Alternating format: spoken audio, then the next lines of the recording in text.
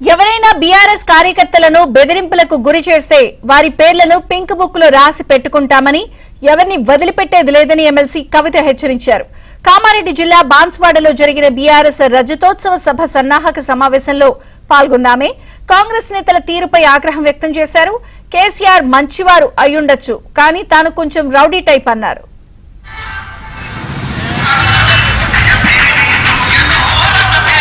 కేసీఆర్ గారి నాయకత్వం 24-25 సంవత్సరంలో అడుగు పెడుతున్న తరుణంలో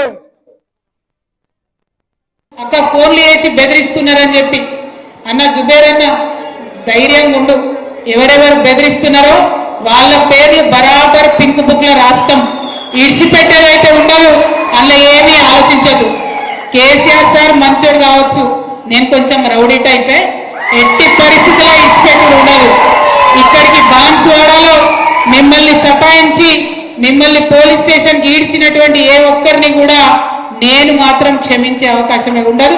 పింక్ బుక్ బరాబర్ పెడతాం, అందులో పేర్లు రాస్తాం. అది అధికారులు కావచ్చు, నాయకులు కావచ్చు, ఎవరిని కూడా వదిలిపెట్టాం. ఎందుకంటే మనం అధికారంలో ఉన్నప్పుడు అరాచకం చేయలేదు, ప్రజలకు మంచి చేసినాం, అభివృద్ధి చేసినాం. ఇవాళ మీరు పార్టీ మారినంత మాత్రాన ఈ గులాబీ కండువానేదో గదరించి పెడదాం, భయపెట్టించి పెడదాం అనుకుంటే మీ తాట సభ్యులకు భయపడేవాళ్ళు ఎవరు లేరు. మీ తాత, మీ ముత్త, మీ జేజమ్మ దిగొచ్చినా కూడా భయపడేటోళ్ళు ఎవరు లేరన్న విషయాన్ని మీ అందరికి కూడా సభాముఖంగా నేను తెలియ